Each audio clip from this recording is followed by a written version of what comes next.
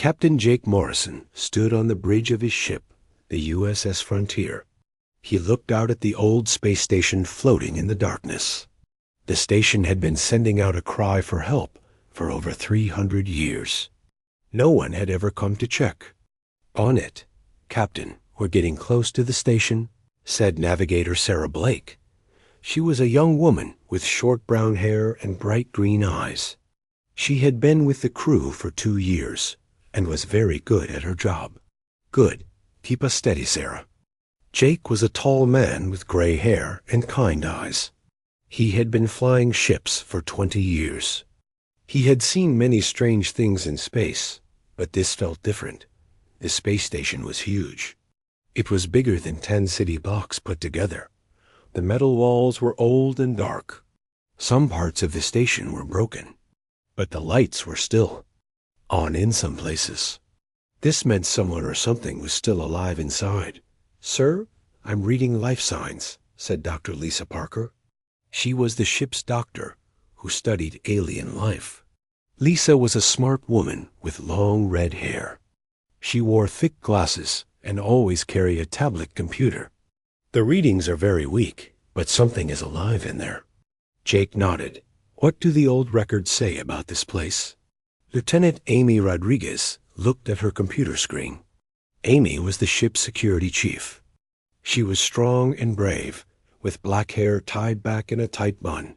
"The records are old and hard to read, sir. But they talk about something called the Voidborn. The aliens who built this station were studying them." "Voidborn?" Jake had never heard that name before. "Yes, sir. The records say they were very dangerous. So dangerous that whole planets were destroyed trying to fight them. The aliens who lived here were trying to learn about them. Then the station went quiet 300 years ago." Dr. Parker looked worried. "Captain, maybe we should call for backup. If these Voidborn are so dangerous, we don't even know if they're still alive," Jake said. "And someone on that station needs help.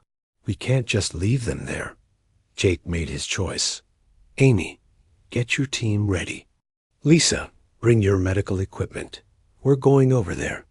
The team put on their spacesuits and took a small shuttle, too. The station. The shuttle was a small ship that could carry 6 people. Jake, Lisa, Amy, and 3 other crew members went together. The station's docking bay was dark and cold. Their lights cut through the darkness as they walked.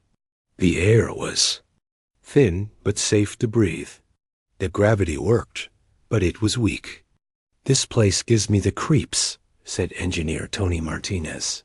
He was a young man with curly black hair who fixed things on the ship.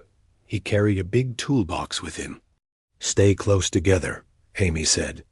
She held her weapon ready, but pointed it down. "We don't know what we might find." They walked through long hallways filled with dust. The walls were covered with writing in an alien language. Dr. Parker took pictures of everything with her camera. "These symbols are from the Zilani people," Lisa said. "They disappeared from this part of space about 400 years ago. They were known for being very smart scientists." The team found many empty rooms. Some had been laboratories where the aliens did their research. Others were living spaces where the scientists had slept and eaten. Everything was covered in dust. "Captain, I'm getting stronger life signs from down below," Lisa said, looking at her scanner. "Whatever is alive is deep in the station." They found stairs that went down into the lower levels. The deeper they went, the colder it got. The walls here were thicker and made of stronger metal. "This looks like a prison," Amy said. She pointed to the heavy doors with big locks. They were keeping something down here. They walked past many empty cells. Each one had thick walls and energy barriers that no longer worked. At the end of the hallway was one last door.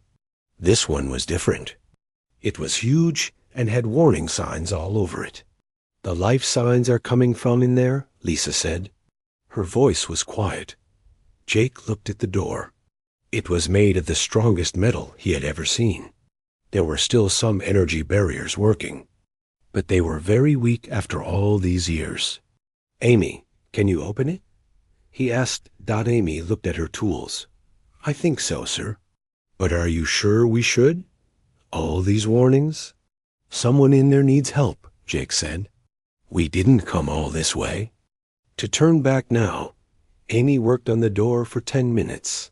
Slowly, it began to open. A soft blue light came from inside the room. The team walked in carefully. The room was huge.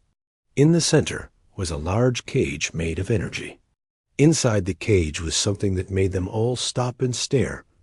It was a creature unlike anything they had ever seen. It was about the size of a large dog, but it looked like it was made of living shadow. Its skin was black as space, and it seemed to absorb all the light around it. It had 4 legs and a long tail. Its eyes glowed with a soft red light. The creature was lying on the floor. It was breathing, but very slowly. It looked sick and weak. "My God," Lisa whispered. "It's been trapped here for 300 years. The creature opened its eyes and looked at them. Jake expected to see anger or hate. Instead, he saw something else. The creature looked sad and tired. It had been alone for so long. "Captain," Amy said, "this has to be one of the Voidborn, the most dangerous creatures in the galaxy." Jake looked at the creature again. It was weak and sick. It could barely lift its head. "It doesn't look very dangerous right now," he said. "It looks like it needs help." "Sir, this is exactly what the records warn about," Amy said. "This creature could kill us all." Jake made another choice. "Tony, can you turn off that energy?" "Cage?" "Captain, I don't think that's a good idea," Lisa said. "Look at it," Jake said. "It's dying. We can't just leave it here to die alone." Tony worked on the controls. After a few minutes, the energy cage disappeared. The creature didn't move. It just lay there, breathing slowly. Jake stepped forward. The creature looked at him with its glowing red eyes. For a moment, they just stared at each other. "We're going to help you," Jake said softly. He didn't know if the creature could understand him, but he had to try. The creature made a small sound, like a whisper. Then it closed its eyes. "Lisa, can we move it to the ship?" Jake asked. "I think so. But Captain, what if it's dangerous when it gets better?" Jake looked at the creature one more time. It was small and weak and alone. Every instinct told him to help it. "Then we'll deal with that when it happens," he said. "But right now, it just needs help, and that's what we do." The team carefully moved the creature to their shuttle. As they flew back to the USS Frontier, Jake wondered if he had made the right choice. But when he looked at the creature, still unconscious and barely breathing, he knew he had done the only thing he could do. He had chosen to help instead of to fear. The creature lay still on the medical bed in the USS Frontier's sick bay. Dr. Lisa Parker had been working on it for 6 hours straight. She had never seen anything like it before. The creature's body was unlike any living thing she had studied. "Its skin absorbs light," she told Captain Jake Morrison. "That's why it looks so dark. And its blood is not red like ours. It's more like liquid starlight." Jake stood next to the bed, looking down at the creature. It was breathing better now, but it was still very weak. "Will it live?" "I think so," Lisa said. "But Jake, this creature is not like anything we know. Its body can do things that should be impossible. Sometimes it seems to fade away, like it's not really there.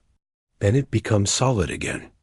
Dr. Kevin Walsh, the ship's main doctor, came over to them. He was an older man, with white hair and a kind smile.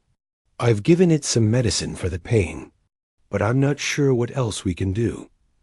We don't know how its body works." The creature's eyes opened slowly. The red glow was softer now, not as bright as before. It looked around the room, taking in all the strange new sights. "It's awake," Jake said quietly. The creature tried to sit up, but it was too weak. Lisa gently helped it lie back down. Easy. There, you're safe now. The creature looked at Lisa with its glowing eyes. It tilted its head to one side, like it was trying to understand her. Communications officer, Sam Johnson, came into the sick bay. He was a young man with sandy hair who was very good with computers and radios. Captain, I've been watching the energy readings around the creature. Something strange is happening. What kind of strange? Jake asked. It's sending out signals. Very weak ones, but they're there. It's like it's trying to talk to us. Jake looked surprised. You think it's intelligent? I think it's very intelligent, sir. The signals are complex. They're not just random noise. There's a pattern to them. Lisa checked her instruments. Sam's right. The creature's brain is very active. It's thinking about something. The creature made a soft sound, like a whisper mixed with music. It was a beautiful sound, but sad. Did you hear that? Jake asked. Sam nodded. I'm recording everything. Maybe I can figure out what it's trying to say. Over the next few hours, Sam worked with his computers. He studied the creature's signals and sounds. The creature seemed to know what he was doing. It would make sounds and send signals, then wait, to see if Sam understood. I think I'm starting to get it, Sam said. The creature uses both sounds and electromagnetic waves to communicate. It's like it's speaking with its mind and its voice at the same time. The creature became more active as it got stronger. It would look at different people and make different sounds. It seemed to be learning about them. Engineer Tony Martinez came to visit. How's our guest doing? The creature looked at Tony and made a low rumbling sound. Tony stepped back. I think it knows I'm the one who turned off its cage. Maybe it's thanking you, Lisa said. The creature made the same sound again, but softer. Tony smiled. Well, you're welcome, I guess.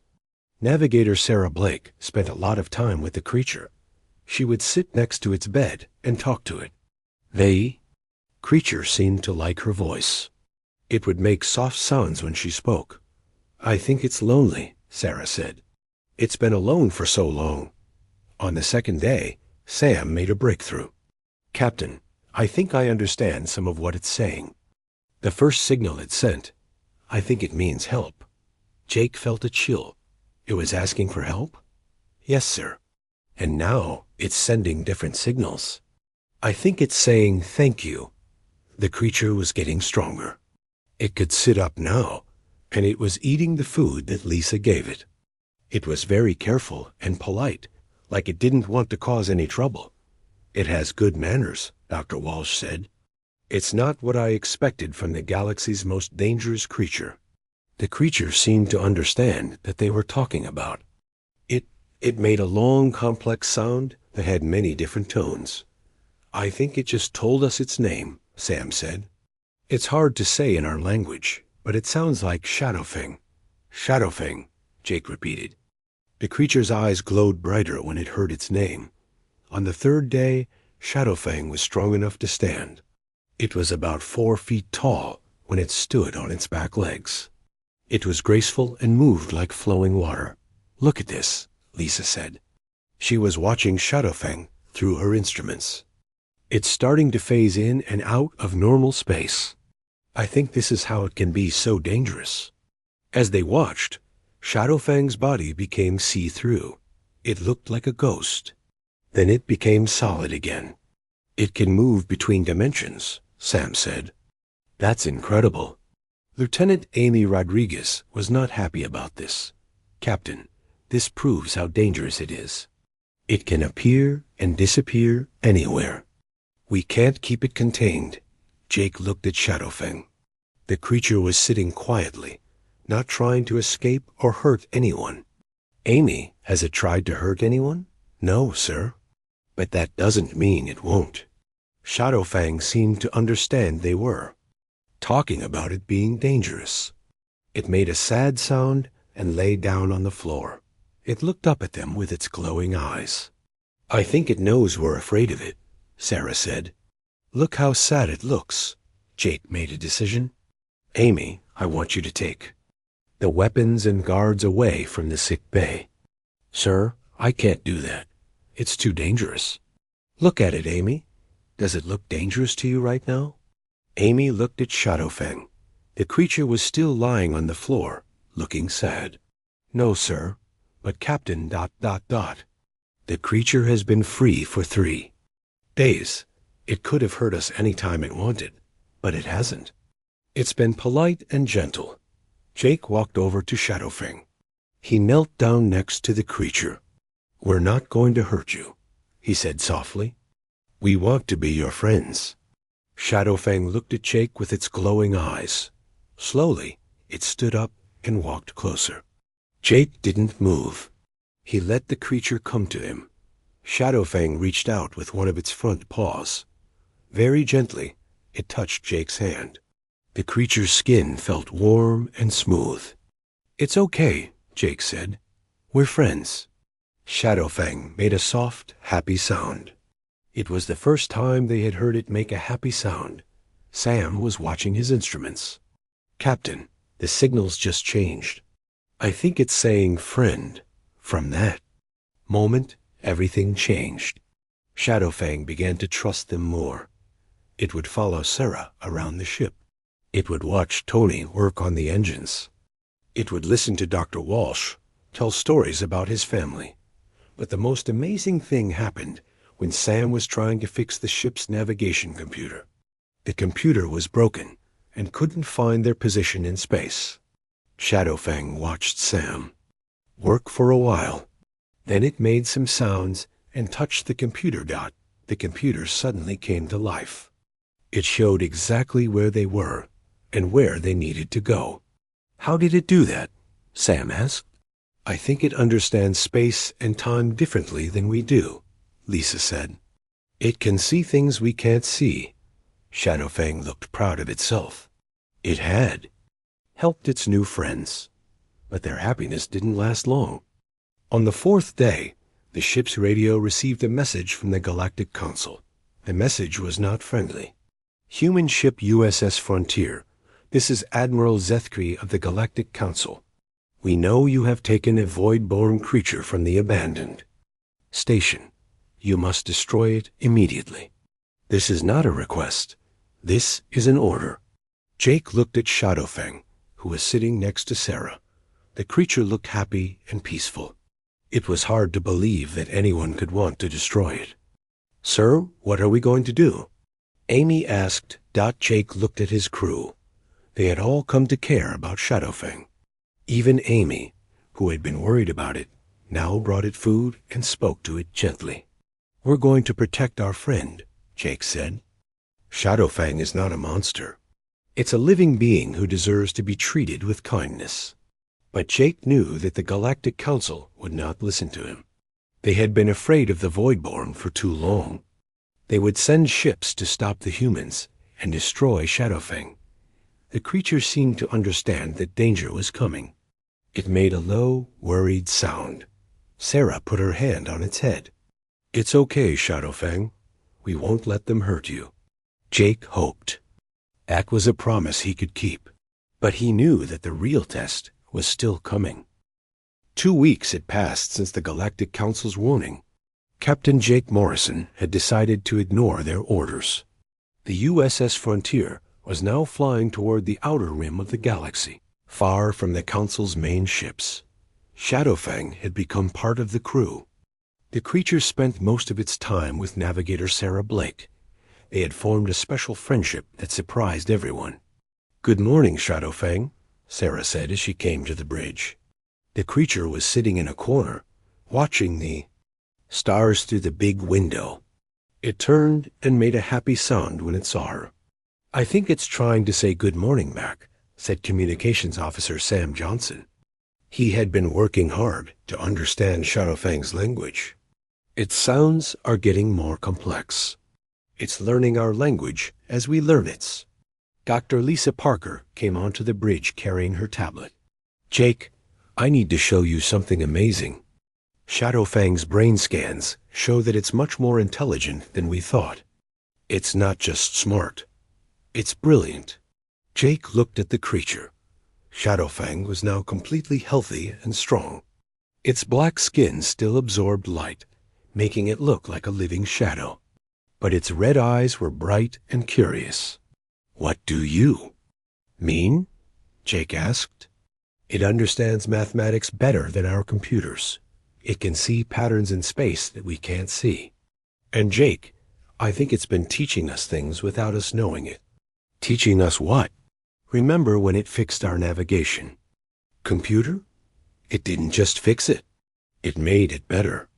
Our computer can now calculate jumps through space twice as fast as before." Engineer Tony Martinez nodded. "It's true, Captain. Shadowfang has been watching me work on the engines.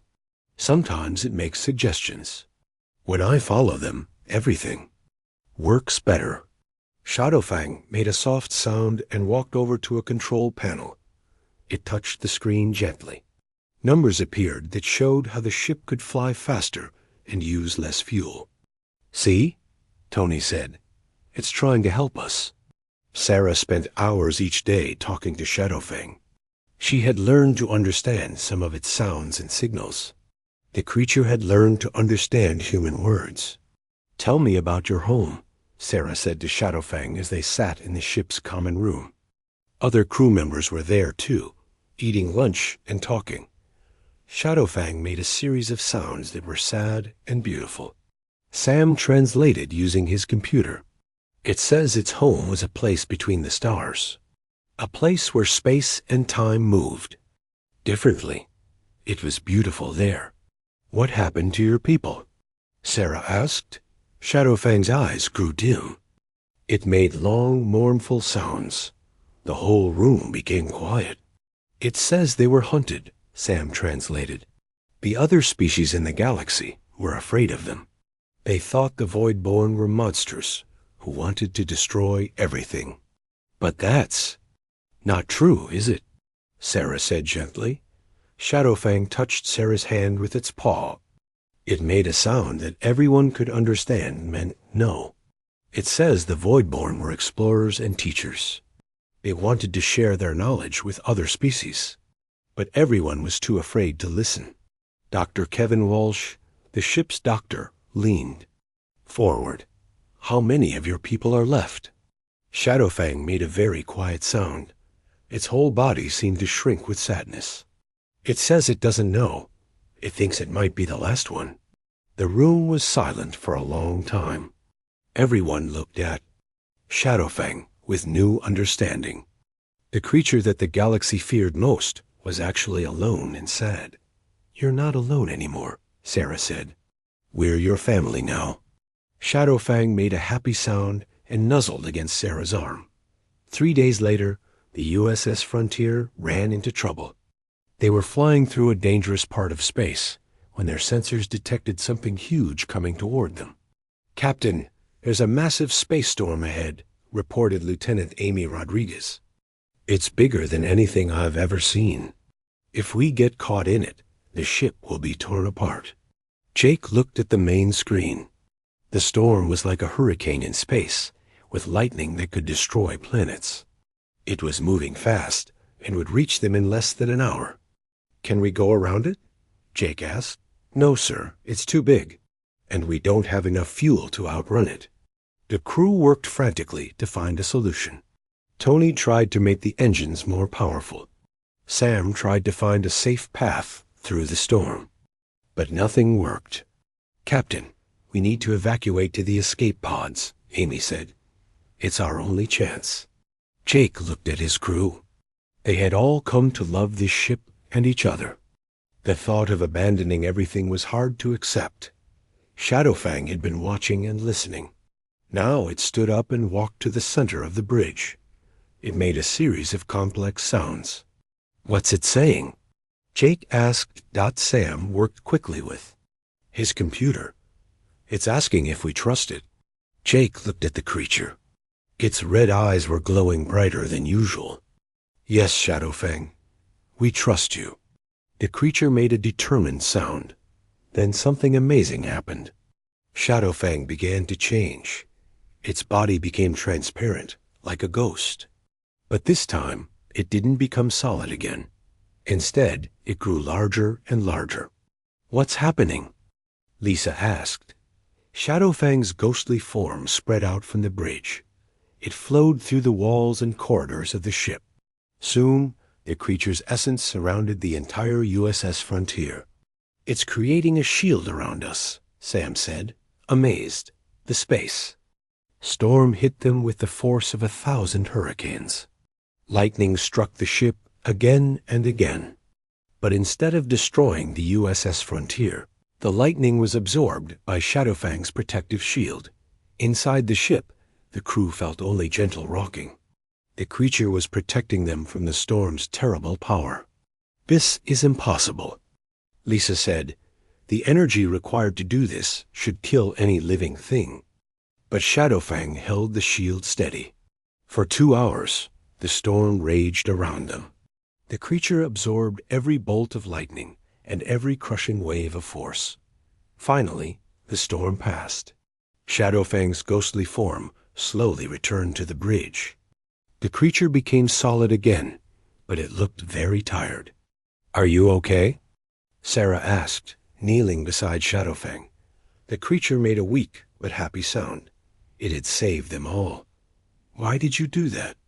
Jake asked. "You could have died protecting us." Shadowfang looked at Jake with its glowing eyes. "It made a sound then." Sam translated. "It says we are its family. It would do anything to protect family." Dr. Walsh checked Shadowfang's health. "It's exhausted, but it will be fine." What it did was incredible. The news of what happened spread quickly through the ship. Every crew member came to thank Shadowfang. The creature that the galaxy called a monster had risked its life to save them, but their happiness was short-lived. The next morning, the ship's long-range sensors detected 12 warships heading toward them. They were ships from the Galactic Council. "They found us," Amy said. "Those are military ships, Captain. They're armed with weapons designed to kill." Voidborn. Jake felt his heart sink. He had hoped they would have more time, but the Council had tracked them down. "How long until they reach us?" he asked. 6 hours, sir." Jake looked at Shadowfang. The creature was sitting with Sarah, looking peaceful and happy. It had no idea that 12 ships full of weapons were coming to destroy it. "What are we going to do?" Tony asked. Jake had been thinking about this moment for weeks. He had hoped it would never come, but now he had to make a choice that would affect everyone on his ship. "We're going to fight," he said. "Shadowfang is our friend and our family. We don't abandon family." Amy looked worried. "Captain, we're one. Ship against 12. We can't win a fight like that." "Maybe not," Jake said, "but we can try. And maybe we can make them understand that Shadowfang is not a monster." Shadowfang seemed to sense that something was wrong. It made a questioning sound. "It's okay," Sarah said, stroking the creature's head. "We're going to protect you, just like you protected us." But Jake knew that the real test was coming. In 6 hours, they would face the combined might of the Galactic Council. He only hoped that their friendship with Shadowfang would be enough to show the galaxy that they were wrong about the Voidborn. The creature that everyone feared had become the thing they all loved most. And they would do anything to keep it safe.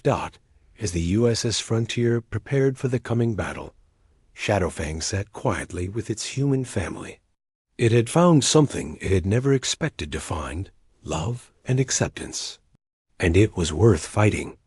For the storm they had just survived was nothing compared to the storm that was coming. But they would face it together, as a family should. The 12 warships of the Galactic Council surrounded the USS Frontier like wolves circling their prey. Captain Jake Morrison stood on his bridge, looking at the massive ships on his screen. Each one was 3 times bigger than his ship, and carried enough weapons to destroy a small moon. "This is Admiral Zethkry of the Galactic Council," came a voice over the radio. The alien's voice was cold and angry. "Human vessel, you will surrender the void-born creature immediately, or we will. Take it by force." Jake picked up the radio. "This is Captain Morrison. The creature you call void-born is our friend. Its name is Shadowfang, and it's under our protection." "You foolish humans," Admiral Zethkry replied. "You have no idea what dealing with. That creature is a weapon of mass destruction. It must be destroyed for the safety of the galaxy." Shadowfang was sitting next to Navigator Sarah Blake on the bridge. The creature looked worried. It could sense the danger around them. "Captain," said Communications Officer Sam Johnson, "I'm picking up signals from the other ships. They're not all in agreement. Some of the captains are questioning the Admiral's orders." Jake looked at the screen showing all 12 ships. "Which ones?" "The 3 ships from the Centaurian Republic. They're known for being peaceful. I think they're having second thoughts about attacking us." Lieutenant Amy Rodriguez was at her weapons station. "Captain, we have no chance in a fight. Our ship has basic defensive shields and 2 small laser cannons. They have enough firepower to destroy US 100 times over." "I know," Jake said, "but maybe we won't have to fight. Maybe we can show them the truth about Shadowfang." The creature made a soft sound and walked over to Jake. It touched his hand gently with its paw. To Sam's translator, they heard what it was saying. "It says it doesn't want us to get hurt because of it," Sam reported. "It's offering to surrender itself to save us." "No," Jake said firmly. "We don't abandon our friends." Dr. Lisa Parker came onto the bridge. "Jake, I've been monitoring the Council ships. They have weapons specifically designed to kill Voidborn. They emit a frequency that disrupts the creature's ability to phase between dimensions. So Shadowfang can't escape, even if it wanted to," Jake said. "That's right. If they fire those weapons, Shadowfang will be trapped in normal space. It won't be able to defend itself." Admiral Zethkry's voice came over the radio again. "You have 5 minutes to surrender the creature, Captain Morrison. After that, we will open fire." Jake looked at his crew. They were all scared, but they were also determined. They had all grown to love Shadowfang over the past few weeks. "What are your orders, Captain?" Amy asked. Jake was about to answer when something unexpected happened. Another ship appeared on their sensors. It was moving very fast toward them. "Captain, it's the USS Liberty," Sam reported. "It's a human ship." The USS Liberty was the same size as the USS Frontier, but it was newer and had better weapons. As it got closer, Jake could see that it was flying between the Council ships and his own ship. "This is Captain Helen Cruz of the USS Liberty," came a voice over the radio. "Admiral Zethkry, I'm here to witness these proceedings on behalf of the Human Federation." Admiral Zethkry sounded angry. "Captain Cruz, this is not your concern. Remove your ship immediately." "I'm afraid I can't do that, Admiral. The creature you want to destroy is under the protection of a human ship. That makes it our concern." Jake felt a wave of relief. They were no longer alone. "Captain Cruz, this is Captain Morrison. Thank you for coming." "Don't thank me yet, Jake. I'm here to observe, not to fight, but I want to hear both sides of this story." Admiral Zethkry's patience was running out. "Enough talk. All ships, prepare to fire on the human vessel. Destroy the Voidborn creature." But something strange happened. 3 of the Council ships did not prepare their weapons. The Centaurian ships were refusing to follow the order. "Admiral," came a voice from one of the Centaurian ships. "Captain Reef Singer requesting permission to speak." "Denied, Admiral." Zethkry snapped. "Follow your orders." "With respect, Admiral, we need to discuss this. The humans have been with the creature for weeks. If it was truly dangerous, they would all be dead by now. Jake saw his chance. "Admiral, let me show you something." "Shadowfang, can you help me?" The creature walked to the center of the bridge. It made a series of sounds that Sam translated. "It's asking what you want it to do," Sam said. "Show them who you really are," Jake said. Shadowfang understood. It began to glow with a soft, beautiful light. The light spread through the bridge and out into space. All the ships could see it. Then Shadowfang did something amazing. It projected images into the light. The images showed its home world, a place of incredible beauty between the stars. They showed the void-born people, who looked just like Shadowfang, living in peace and harmony. "It's showing us its memories," Lisa said in Wonderdot. The images showed the void-born sharing their knowledge with other species.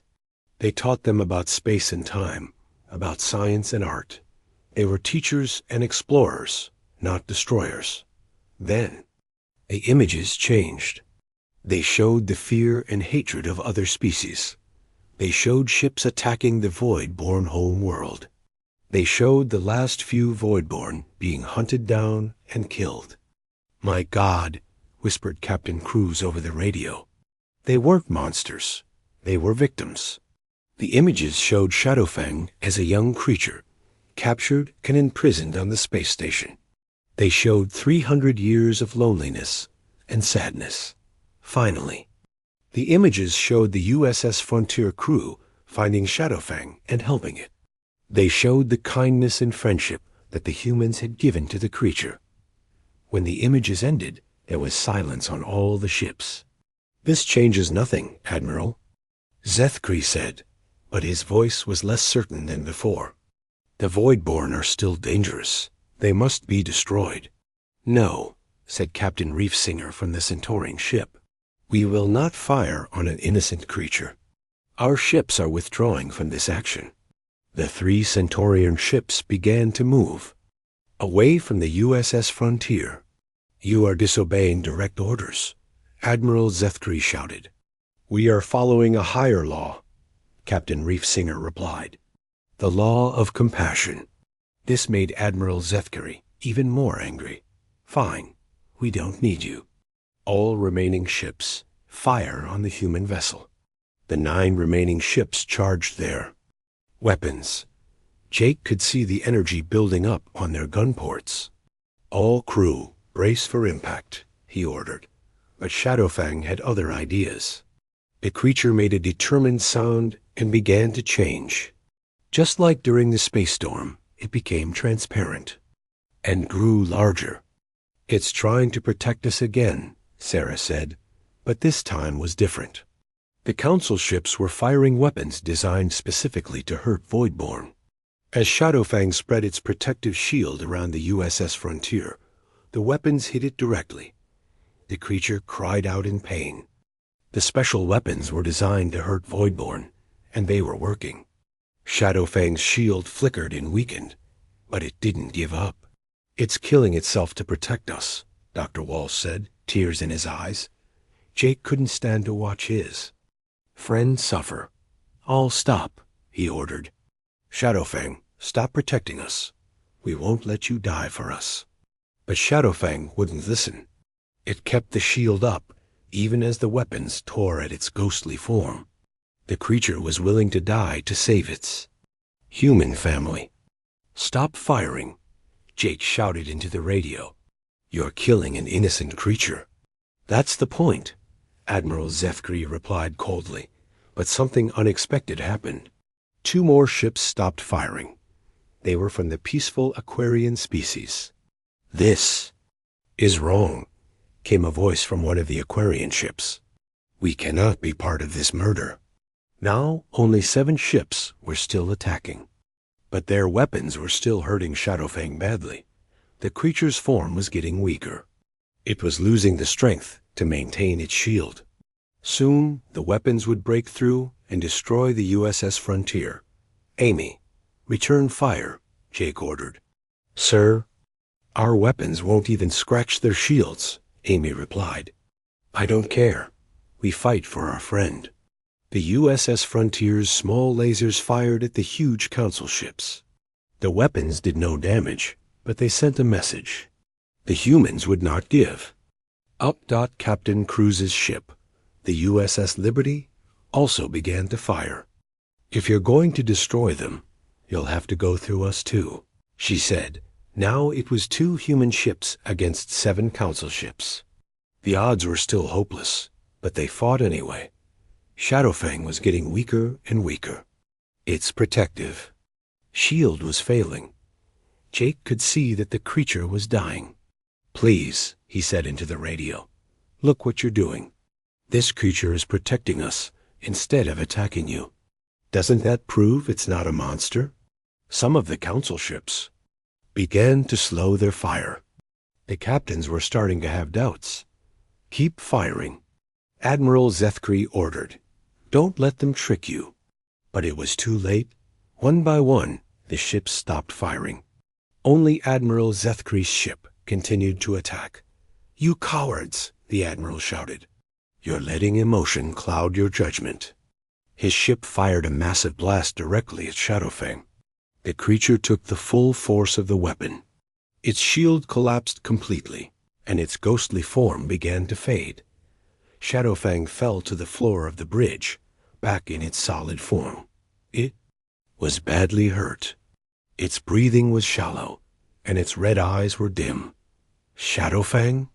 Sarah cried, running to the creature's side. Dr. Walsh and Dr. Parker rushed to help. "It's badly injured," Walsh said. "I don't know if we can save it." Jake knelt beside his friend. Shadowfang looked up at high. 3 months had passed since the battle that almost killed Shadowfang. The creature was alive, but it had been a close thing. Dr. Kevin Walsh and Dr. Lisa Parker had worked day and night to save their friend. Help had come from unexpected places. Captain Reef Singer of the Centaurian Republic had brought special healing crystals from his home world. The Aquarian ships had shared their advanced medical knowledge. Even some of the council ships that had attacked them sent medical supplies as an apology. "How are you feeling today?" Navigator Sarah Blake asked Shadowfang. She was sitting in the ship's common room with the creature, as she did every morning. Shadowfang made a happy sound and touched Sarah's hand with its paw. The creature was much better now, though it still tired easily. Its red eyes were bright again, and its black skin had regained its healthy glow. Communications Officer Sam Johnson had become very good at translating Shadowfang's language. "It says it feels grateful to be alive and grateful to have such good friends." Captain Jake Morrison came into the room carrying a tablet computer. "I have some good news, Shadowfang. The Galactic Council has agreed to meet with us." The creature tilted its head with interest. "They want to hear our story.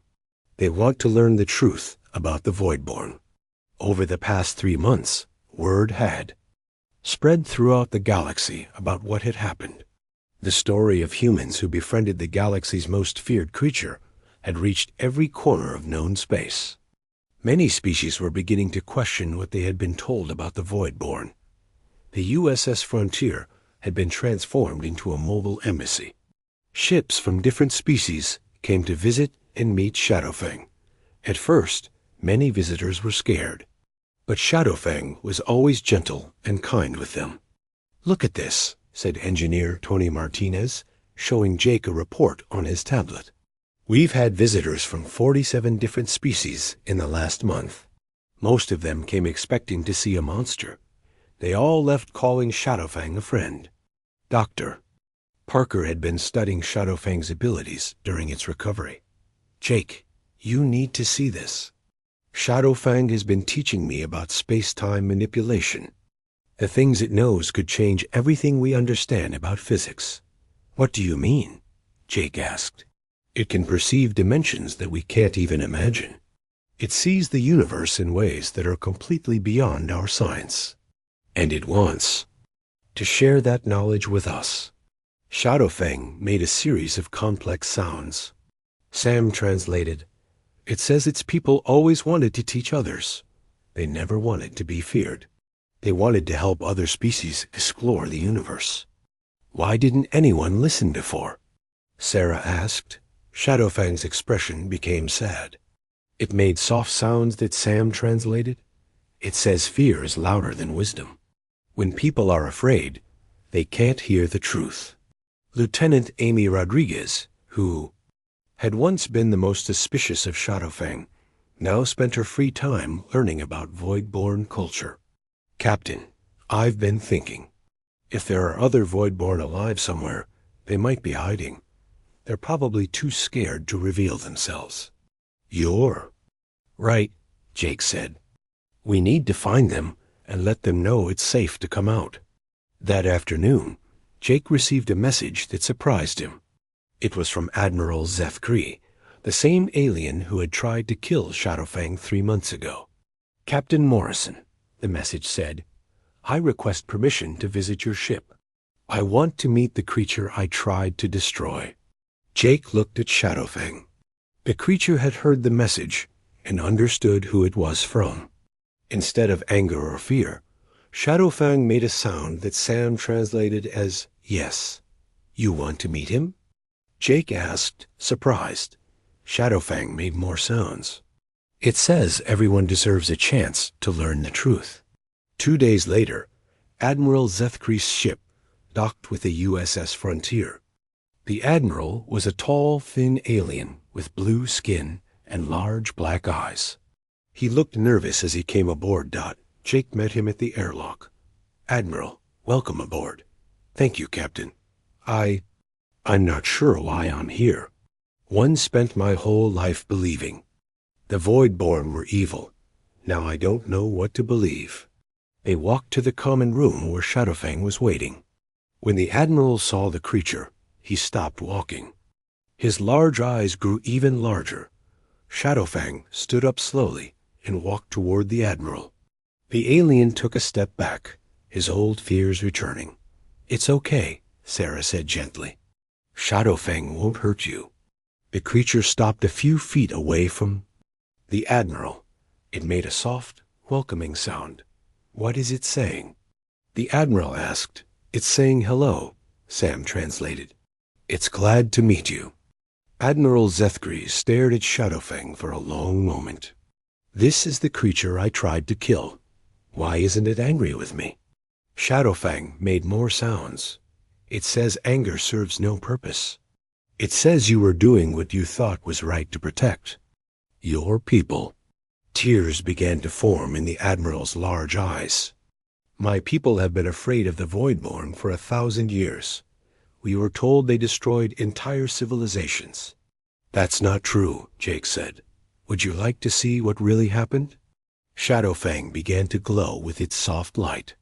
Once, again, it projected images that showed the true history of the Voidborn. It showed how they had tried to make friends with other species. It showed how fear and misunderstanding had led to war. When the images ended, Admiral Zefkree was crying. Openly. We were wrong. We were so terribly wrong. From that day forward, Admiral Zefkree became one of Shadowfang's strongest supporters. He used his influence in the Galactic Council to change the laws about the Voidborn. The USS Frontier became famous throughout the galaxy. Ships came from everywhere to meet the humans who had befriended a Voidborn. Many species that had been enemies for centuries began to talk to each other. Look at this, Dr. Parker showed Jake a star chart. Shadowfang has been using its dimensional sight to locate other Voidborn. It found 3 of them. 3 survivors? Jake felt his heart jump with excitement. They're hiding in different parts of the galaxy. They've been alone for decades, maybe centuries. Shadowfang wants to go find them. The rescue missions began immediately.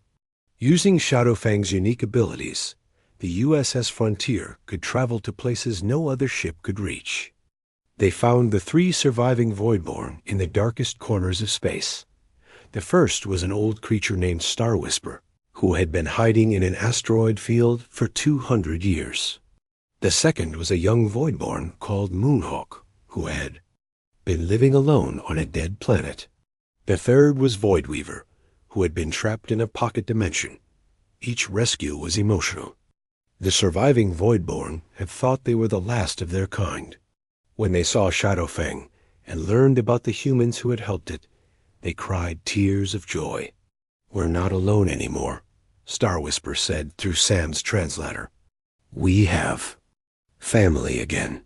The USS Frontier was modified to accommodate all 4 Voidborn. They set up a special area where the creatures could be comfortable and practice their dimensional abilities safely. The 4 Voidborn worked together to share their knowledge with the humans and other friendly species. They taught advanced physics that allowed ships to travel faster than ever before. They showed how to build energy sources that were clean and unlimited. They shared art and music from their lost civilization. But most importantly, they served as teachers and ambassadors. They traveled throughout the galaxy, showing other species that fear could be replaced with friendship. Captain Jake Morrison found himself at the center of a new era in galactic politics. The Sanctuary Initiative was established, with the USS Frontier as its flagship. The mission was to find and protect endangered species throughout the galaxy. "We've learned something important," Jake said at the first Sanctuary Council meeting. "The most dangerous creatures in the galaxy are often just the most misunderstood. When we choose compassion over fear, everyone benefits." Shadowfang, now serving as the first Voidborn ambassador, agreed. "My people were teachers who became outcasts because others were afraid to learn. But the humans showed us that some people are brave enough to see past their fears." Sarah Blake, who had become the official liaison between humans and Voidborn, smiled as she watched the 4 creatures playing together in their special habitat. They were like children who had found their family after being alone for too long. "What's next for us?" she asked Jake. "The galaxy is full of species that have been labeled as dangerous or evil," Jake said. "Our job is to find them and learn the truth. Maybe some really are dangerous, but maybe some are just like Shadowfang, misunderstood and alone." Dr. Parker had been working with the Voidborn to catalog their knowledge. "Jake, they've told me about other species that were hunted to extinction. Some might still have survivors hiding somewhere." "Then we'll find them," Jake said. "Every living being deserves a chance to be understood." The USS Frontier set course for the unknown regions of space. They were no longer just explorers or scientists. They were a family that included both humans and creatures, once thought to be monsters. As they flew toward their next mission, Shadowfang sat with Sarah on the bridge, watching the stars. The creature that had once been the galaxy's most feared was now its greatest hope for peace. "Thank you," Shadowfang said to Sarah, "for seeing me as a friend instead of a monster." "Thank you," Sarah replied, "for teaching us that friendship can overcome any fear." Behind them, the other 3 Voidborn were learning human games from the crew. Star Whisper was playing chess with Tony Martinez. Moonhawk was learning to cook hum.